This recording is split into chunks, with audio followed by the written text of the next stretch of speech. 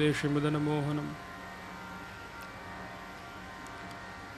मंच पर उपस्थित काकाजी एवं दादा भाई एवं आप सर्वे वल्लभीय वैष्णवों,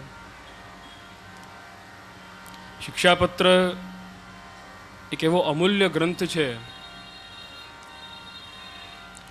जेनी जेटली सराहना अने गुणानुवाद थाय एटલું ઓછું છે। परंतु आजे आ ग्रंथनी आपणा स्वगृहमां स्थिति शुं छे? कामेथी थाकेला, घरकामथी थाकेला वैष्णवो भेगा थाय अने ऊँघ आँखमां भरायेली होय त्यारे शिक्षापत्र ग्रंथ आपणा घरोमां खुले छे रात्रिना समयमां, अने त्यारे आ ग्रंथ खोलीने आपणे आनुं वांचन करीए छे। एमां अर्धुं पण समजातुं होय एवुं मने लागतुं नथी, परंतु आ ग्रंथनी आवी स्थिति आपणे करी नाखी छे ज्यारे के वस्तु ई होवी जोईए के ठाकोरजीनो अनवसर काळ ज्यारे होय, सवाરના जेने त्यां अष्टयामनी सेवा होय तेने त्यानी तो वात ज अलग छे, परंतु जो न होय तो ज्यारे ठाकोरजीना शयन थई जाय, पोढ़ी जाय त्यारे तरत ज आ ग्रंथ लईने अने आपणे वांचन शरू करवो जोईए। आ प्रकार आपणे घरमां राखवो जोईए। आँखोमां ऊँघ होय अने त्यारे तमे ग्रंथ खोलो अने पछी समजाय नहीं, पछी आपणने आपणा संशयो जे छे एनाथी मुक्ति मळती ज नथी। के शिक्षापत्र एकमात्र एवो ग्रंथ छे कि जेमां मनमा कंई बी संशय होय अने तमे पानुं खोलो एटले तरत एना संबंधित ज श्लोक सामे देखाय अने आपणुं संशय दूर थई जाय। परंतु ज्यारे आँखमां ऊँघ होय अने पानुं खोलो तो पछी कयो संशय दूर थशे? संशय वधशे। आपणी सौथी मोटी कचाश अगर होय तो आपणा स्नेहनी छे, आपणा प्रेमनी छे। आपणने संशयोनो वटवृक्ष आपणा जीवनमां ऊभो थई गयो छे। आटला बधा सुंदर ग्रंथो होवा छतां बी वल्लभकुल आचार्योना सानिध्यमां आपणे रहीए छे छतां बी संशयनो वटवृक्ष ऊभो थई गयो छे। एनुं कारण शुं? एनुं मूळ कारण छे कि आपणा स्नेहनी कमी छे। गोकुलनाथजी समझावे छे कि स्नेह केटला प्रकारना।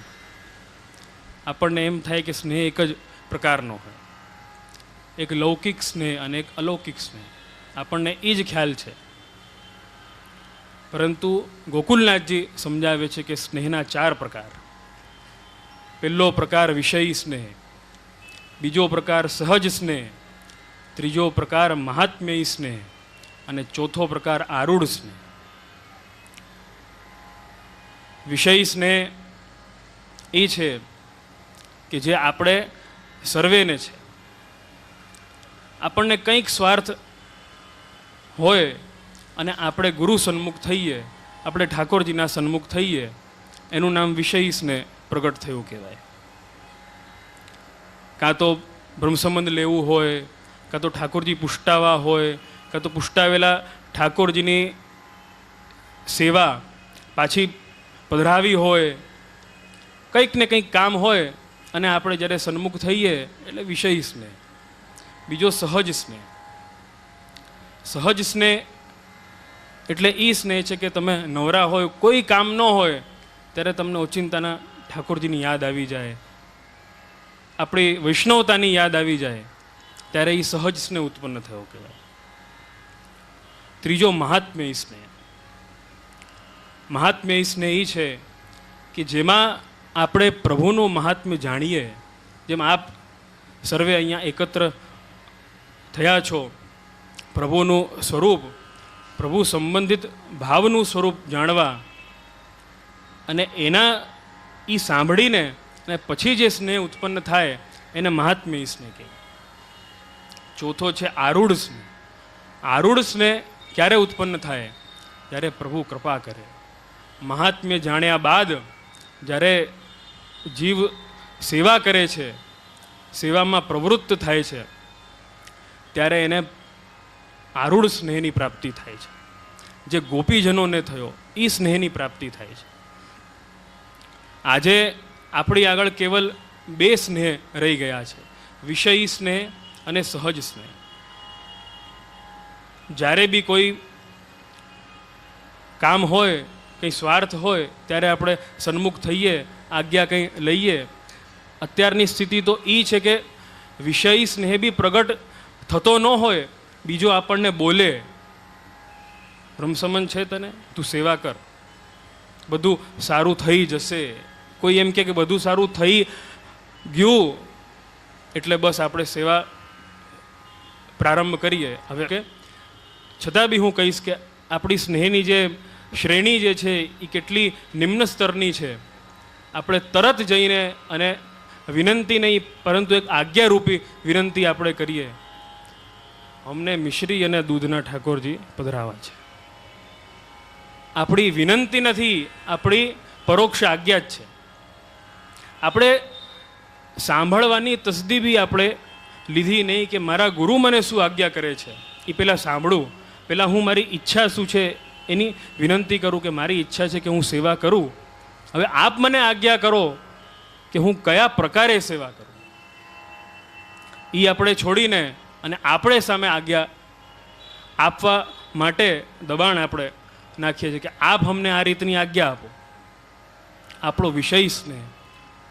દાદાભાઈએ એક હમણાં બહુ સુંદર વાત કરી, ભાખરીની વાત.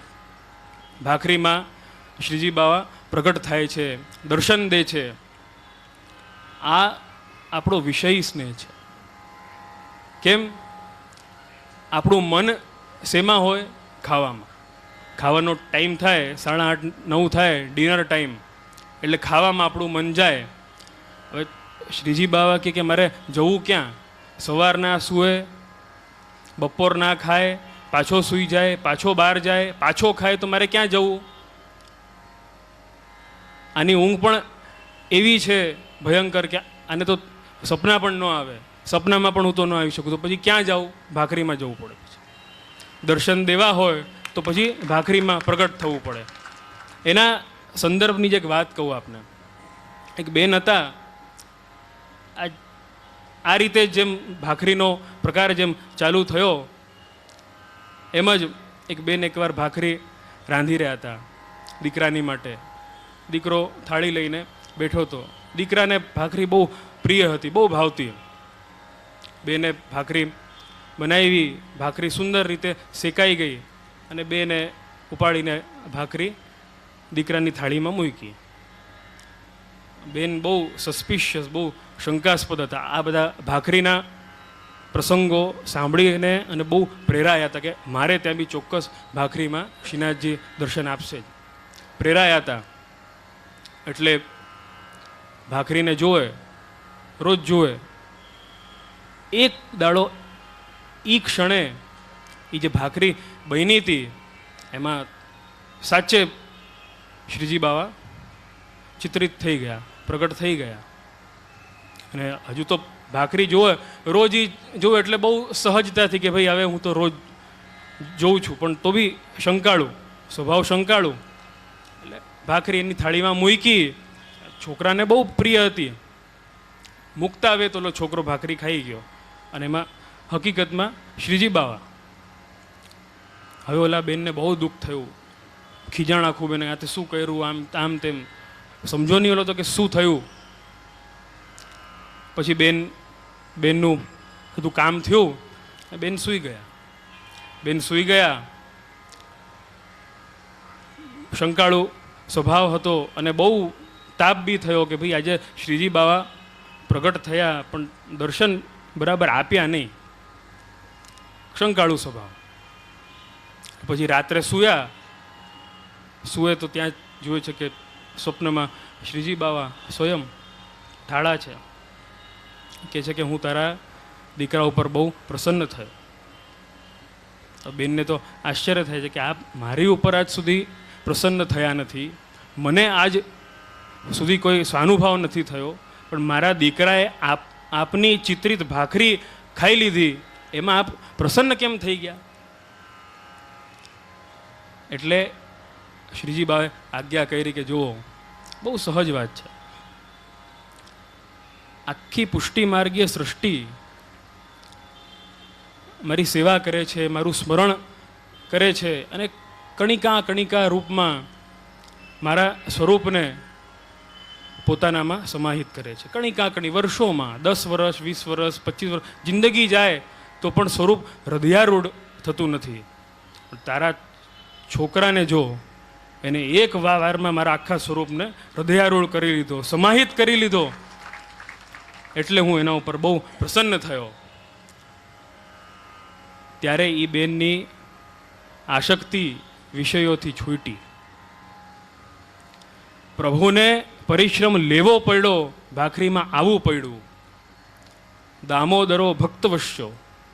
પ્રભુ કેવા છે? ભક્તને વશ છે. તમને ભાખરીમાં અગર સ્નેહ હશે તો એમને ભાખરીમાં આવવું પડશે. તમને અગર પ્રભુના સ્વરૂપમાં અગર સ્નેહ હશે તો એમાં પ્રભુ સાક્ષાત પ્રગટ થશે. અને આશ્ચર્યની વાત નહીં હોય, યુવાનોને ખાસ કહીશ, આજે આપણને ચોકલેટમાં ને પાઉંમાં સ્નેહ છે, કોઈ આશ્ચર્યની વાત નહીં થાય કે ભવિષ્યમાં એમાં બી અગર શ્રીજી બાઓને પ્રગટ થવું પડે તો. એટલે કંઈ નહીં તો એમાંથી તો સ્નેહ છોડીને અને શ્રીજી બાવાના જરાક શ્રમનું આપણે નિવારણ કરીએ, એ આપણું કર્તવ્ય છે. આપણું કર્તવ્ય એ જ છે, જે બી કરીએ શુદ્ધ ભાવથી કરીએ.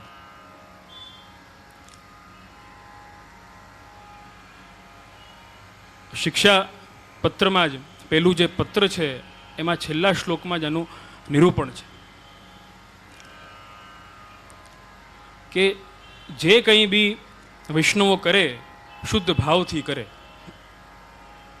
સર્વથા શુદ્ધ ભાવાનામ સર્વ વસ્તુનામ કૃપાલુનામ સર્વમ શ્રી વલ્લભાચાર્ય પ્રસાદેન ભવિષ્યતિ.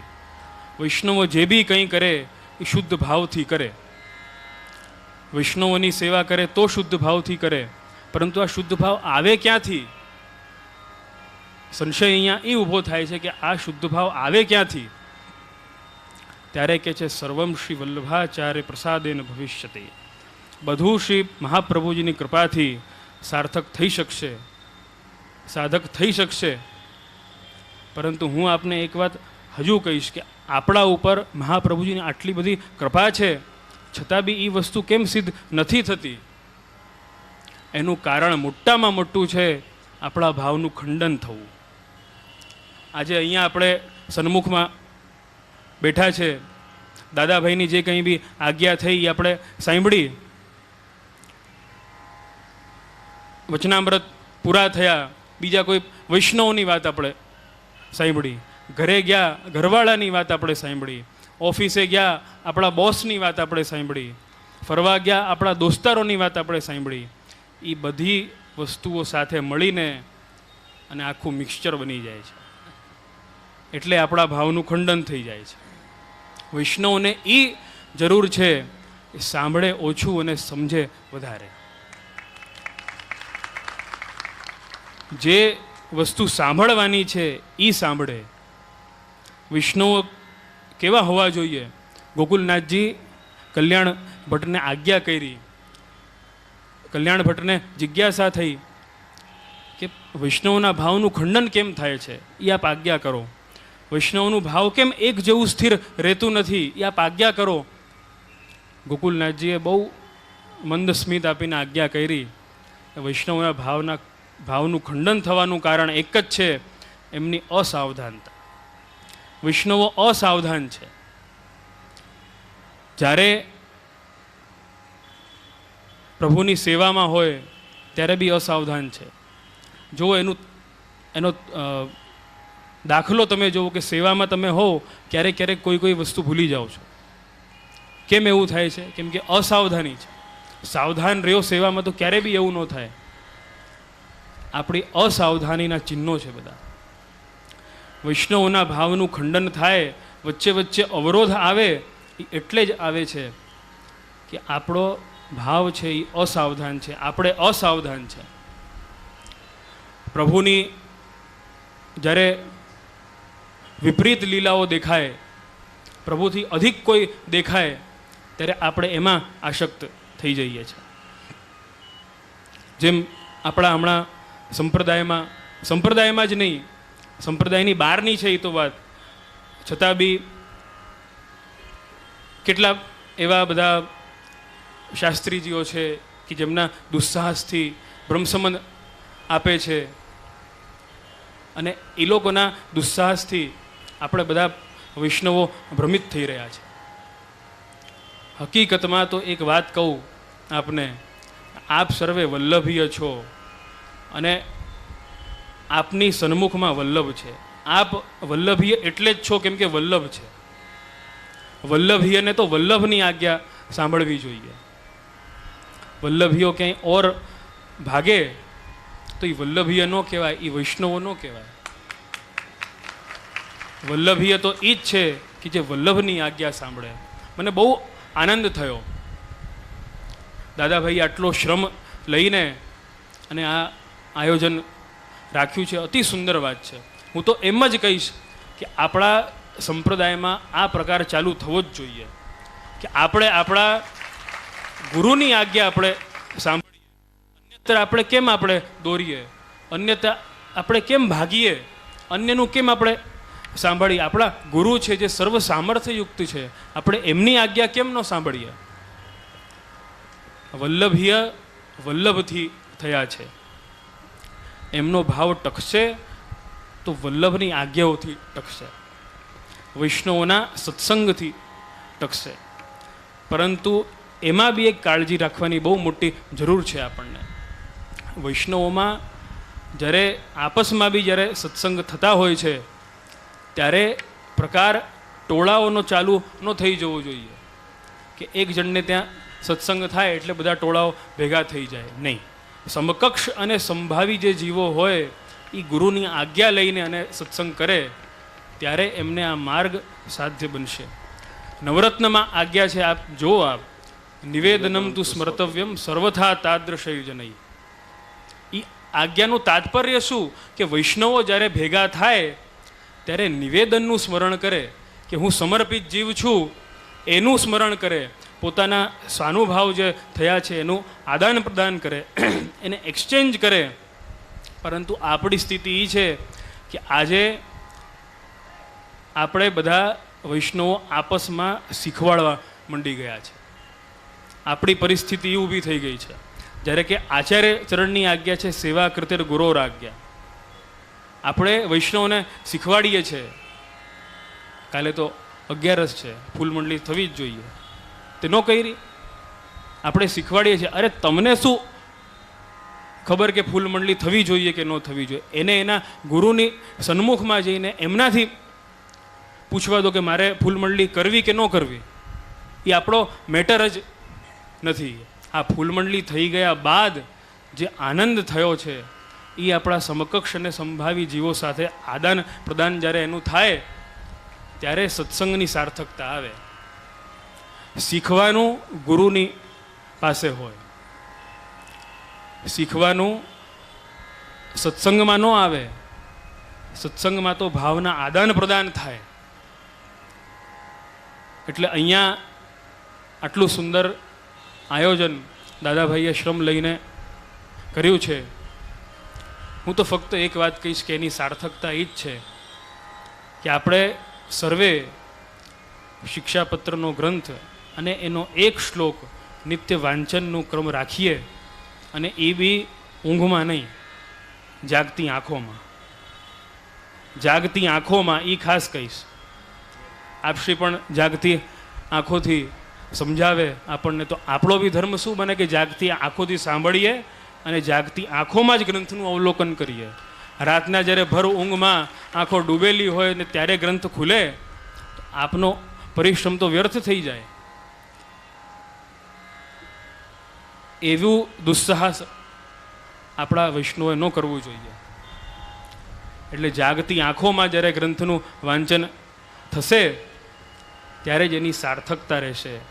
અને વલ્લભની તો આજે એટલી બધી કૃપા છે કે દરેક સ્થળે વચનામૃત આદિનો ક્રમ ચાલુ જ છે. પરંતુ આપ સર્વે જો એને સાર્થક નહીં બનાવો, એનું અવલોકન કરીને અને એને જીવનમાં ઉતારીને, તો फिर तो वही बात हो जाएगी, तू है हर जाई तो अपना भी यही दौर सही, और नहीं और सही, और नहीं और सही. તમે જ બધા અગર હરજાઈ થઈ ગયા તો અપના બી યહી દોર સહી. વચ્ચે એક દોર એવો હતો કે જ્યારે વલ્લભના વચનામૃતો બહુ દુર્લભ હતા, થતા જ નહીં. વચનામૃતો થાય તો જીવનમાં એકવાર. વચ્ચે એક દોર હતો. પરંતુ આજે એટલું બધું સુંદર સમય છે, વલ્લભના વચનામૃત આપણને સાક્ષાત પ્રાપ્ત થાય છે. તો એને જીવનમાં ઉતારીએ અને એને સાર્થક બનાવીએ. આપણા ગુરુના, આપણા વલ્લભના પરિશ્રમને આપણે સાર્થક કરીએ, એ આપણું કર્તવ્ય છે. છેલ્લે એક વસ્તુ હજુ કહીશ.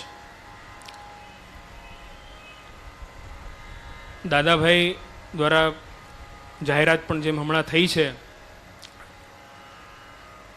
એ પણ બહુ સુંદર કાર્ય છે, ગૌશાળા ઇત્યાદિકનું. આપશ્રી તો એટલો શ્રમ લઈને અને સતત પ્રવૃત્તિમાં હોય જ છે. આપણું ધર્મ એ છે કે આપણે એમની સાથે ઊભા રહીએ. એમાં જ આપના પરિશ્રમની સાર્થકતા છે. આજે સમય એ છે કે આજે આપણને કંઈ બી ભેટ ધરવી હોય, કંઈ બી આપણને વસ્તુ અગર ધરવી હોય, તો આપણી માનસિકતા એ રીતની થઈ ગઈ છે કે આમાં અમને ફાયદો શું થશે. એટીજી છે, આપણે પહેલાં માંગીએ છીએ ઇન્કમ ટેક્સમાં બાદ હોય તો અમે આમાં આપીએ, નકર ન આપીએ. ઇન્કમ ટેક્સમાં બાદની અહીંયા કોઈ વાત જ નથી. તમારી ઇન્કમ છે એના ઉપર તમે ટેક્સ આપો છો, એમાં તમને બાદ જોઈએ. અને એના સંદર્ભથી જો તમે ભેટ અગર આપતા હો તો એ ભેટની સાર્થકતા શું થઈ? ભેટનું સ્વરૂપ શું? ભેટનું સ્વરૂપ એ કે જેમાં આપણો દાસત્વ અંગીકાર થાય, જેમાં આપણો મમત્વ અંગીકાર થાય. તો મમત્વ તો રહી જ ગયો. જ્યારે ઇન્કમ ટેક્સની વાત આવી ગઈ, મમત્વ તો જેમ છે એમ જ રહ્યો. તો પછી ભેટ ક્યાંથી થઈ? એ તો દાન બી ન કહેવાય. દાન પણ એ છે કે જે આપણી સત્તા એના ઉપર છોડીને અને બીજાની સત્તા એની ઉપર સ્થાપિત થાય, એ દાન છે. એમાં તો દાન બી ન થયું ને ભેટ બી ન થઈ. આ તો બીજું જ કંઈ થઈ ગયું. એ તો सौदेबाजी हो गई. सौदेबाजी का अपना मार्ग नहीं है. એટલે દાદાભાઈએ જે પરિશ્રમ લઈને આટલું સુંદર આયોજન કર્યું એના બદલ આપનો ખૂબ ખૂબ આભાર અને ખૂબ ખૂબ આપને શુભકામના. આજ કહીએ આપણા વક્તવ્યને વિરામ. શ્રી વલ્લભાધીશ કી જય. મનોરથી પરિવાર આરતીની તૈયારી કરશે.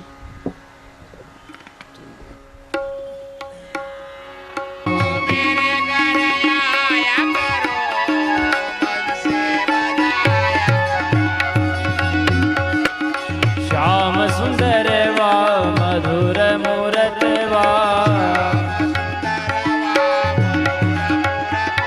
અરે શ્યામ સુંદર વા મધુર મૂરત વા, આ મેરે ઘર આયા કરો, મુરલી બજાયા કરો.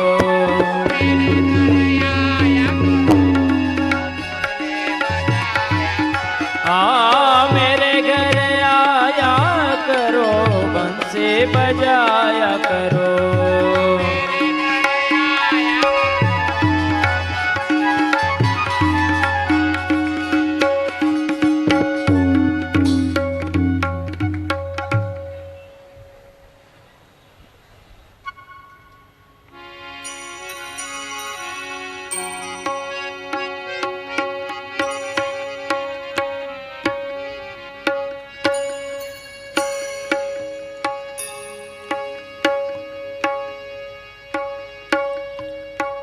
अपनो जन्म सफल कर लीजे।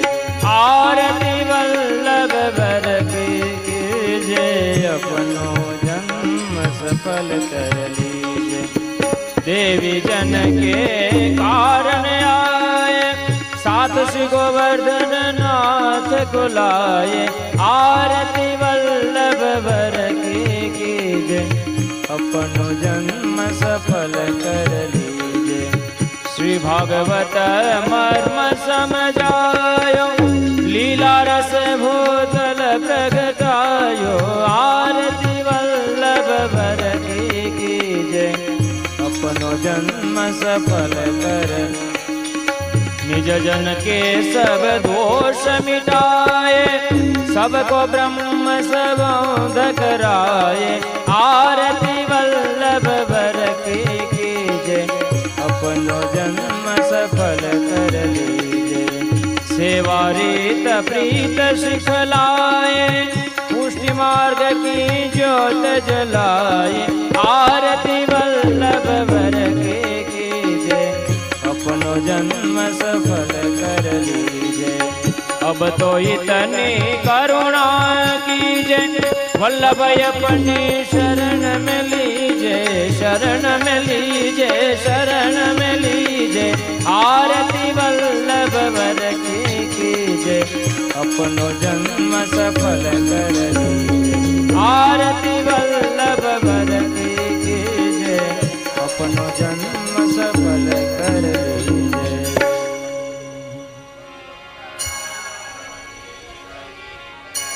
તો વૈષ્ણવ ખૂબ આનંદની વાત, અમારા અતુલભાઈના પ્રયત્નથી અંધેરી સુધી ઇન કેબલ અને વિન કેબલમાં લાઈવ ટેલિકાસ્ટ આજથી ચાલુ થઈ ગયું છે, કે હજારો વૈષ્ણવ ઘેર બેસીને લાભ લઈ શકશે.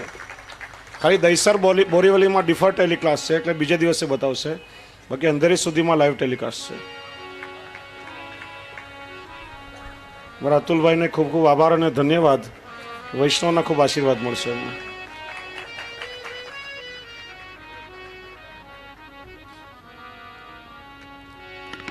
दृढ़येन चरणन केरो भरोसो, दृढ़येन चरणन केरो, दृढ़येन चरणन केरो भरोसो।